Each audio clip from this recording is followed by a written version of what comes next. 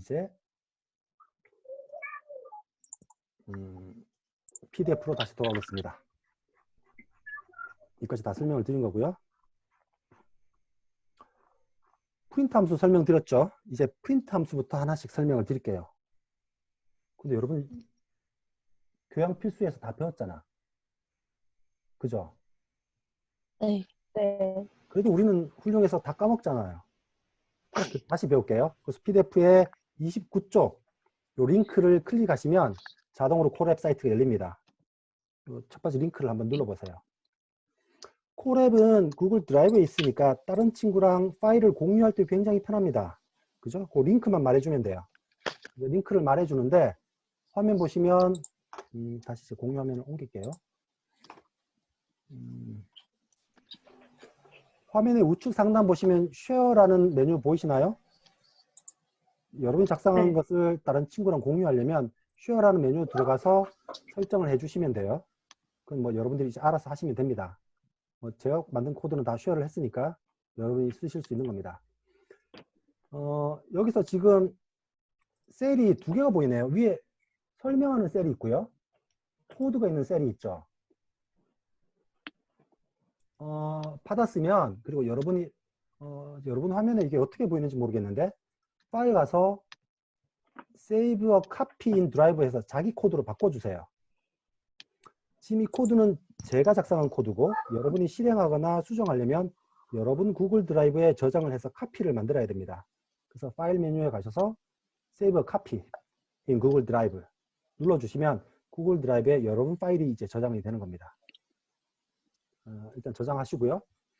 아까 셀이라고 말씀드렸는데 요게 요 놈은 코드가 아니고 요 텍스트 셀이에요. 설명하는 셀이라고요. 그 셀의 종류를 보면 크게 두 가지가 있습니다. 코드 셀, 텍스트 셀. 그래서 요 메뉴를 누를 때마다 셀이 하나씩 생겨요. 셀이 삭제를 할 수도 있고요. 그래서 보시면 아마 셀을 추가하고 싶으면 그래서 코드를 누르면 이렇게 셀이 하나 살아납니다. 그죠? 필요 없으면 이 휴지통을 눌러서 지울 수도 있고요. 또는 설명하고 싶으면 텍스트 셀을 추가하면 돼요. 하면 살아나고요. 여기 어떤 문장을 쓰면 그놈이 텍스트로 남습니다. 여러분들이 시간을 들여서 좀 연습을 하셔야 돼요. 하여튼 이렇게 만들어 둔 거고요. 지금부터 파이썬 코드 설명을 합니다.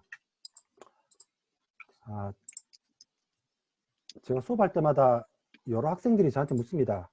프로그래밍을 잘하려면 어떻게 하면 되나요? 어렵죠.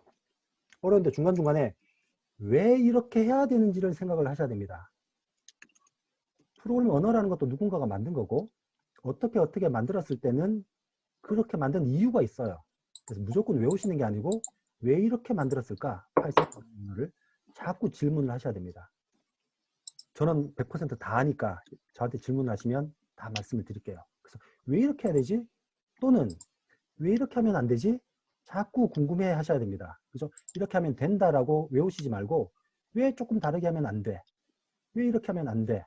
그걸 여러분들이 이해를 하셔야 돼요. 그래서 왜 라는 생각을 계속 하셔야 됩니다.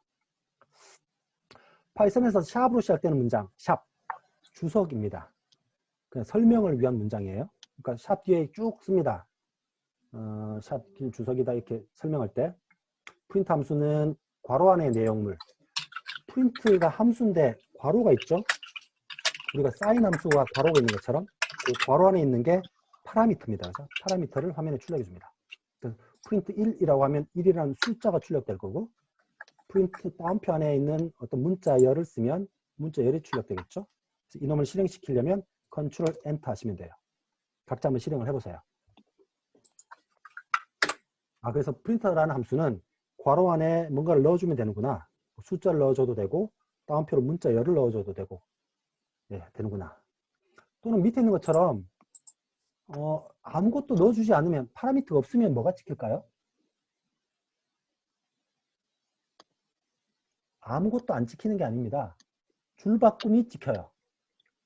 줄을 바꿔준다고요. 보시면 밑에 실행 결과를 보시면 이렇게 줄이 하나 비어 있죠. 그 사이에. 그래서 아무것도 없으면 줄이 바뀐다. 또는 파라미터 안에 간단한 계산식도 쓸 수 있다. 또는 파라미터 안에 여러 개를 쓰고 싶으면 콤마로 구분해서 여러 개를 써도 된다. 마음대로 써보시면 돼요. 그리고 파이썬의 문자열, 조금 전에 따옴표라고 했는데 파이썬에서는 문자열을 정의하는 방법이 크게는 4가지가 있습니다. 작은 따옴표로 감싸거나 큰 따옴표로 감싸거나 큰 따옴표 3개로 감싸거나 작은 따옴표 3개로 감싸거나.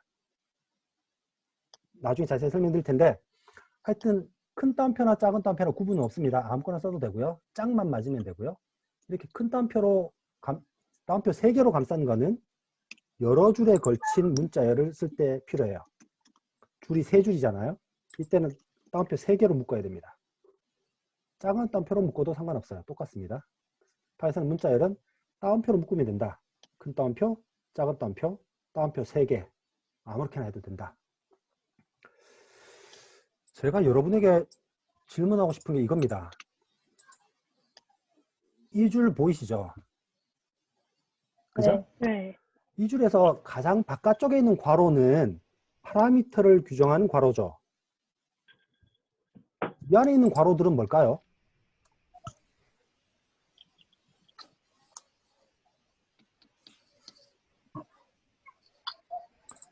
여러분 3 더하기 4 곱하기 5 할 때 이렇게 괄호로 치죠? 네. 그때는 그 괄호의 역할이 뭐죠? 이때 이 괄호의 역할이 뭐예요? 먼저 계산한. 예, 먼저 계산의 순서, 우선순위를 설명하는 거죠. 괄호의 역할이. 네. 요 괄호도 사실은 그 역할이에요. 그래서 아무 의미는 없지만 여기서 이렇게 써도 된다. 이 안에 있는 괄호들은 그냥 연산의 우선순위인데 의미 없는 우선순위를 설명하고 있다는 겁니다. 이렇게 해도 된다고요. 근데 지금 보시면 파이썬은 문자라는 게 없습니다. 다른 언어에서는 작은 따옴표로 하면 문자, 큰 따옴표로 하면 문자열인데 파이썬에서 문자 개념이 없어요. 다 문자열이에요. 그래서 예를 들면 이렇게 해도 1개짜리 문자열이에요. 그래서 이렇게 출력하는 것과 밑에 하나의 문자열로 출력하는 것과 달라지죠. 아, 콤마로 구분하면 중간에 자동으로 빈칸이 하나 들어가는구나 라고 생각하시면 됩니다. 그래서 콤마로 구분된 것들은 중간에 빈칸이 하나 들어간다 입니다. 설명이 어떤가요? 이해하실 수 있나요? 네. 고맙습니다. 그래서 적극적으로 답변을 해주셔서.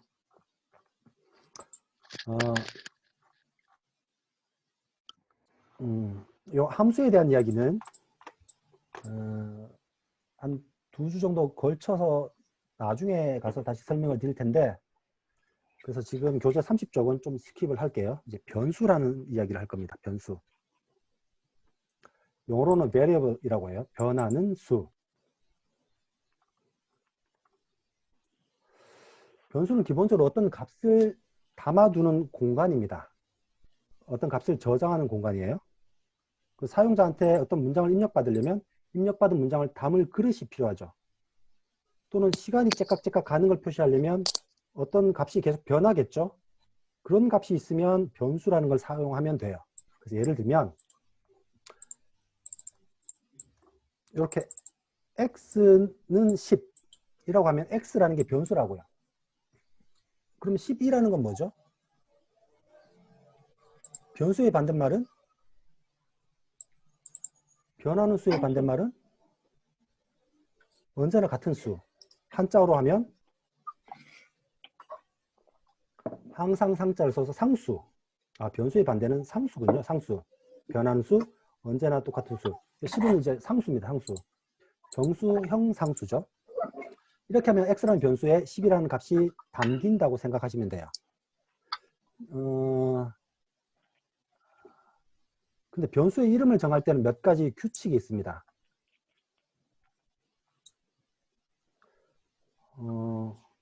가장 중요한 게 첫 자리에는 숫자를 쓸 수 없어요. 예를 들면 x라는 이름 말고 3x라는 이름을 쓸 수 없다고요. 왜냐하면 첫 글자에 3이 숫자가 들어가면 인터프리터가 이놈이 상수인지 변수인지 구분하기 어려워요. 그래서 무조건 변수는 첫 글자는 영문자로 시작해야 됩니다. 또 몇 가지 언더스코어나 특수문자가 있는데 하여튼 변수는 숫자로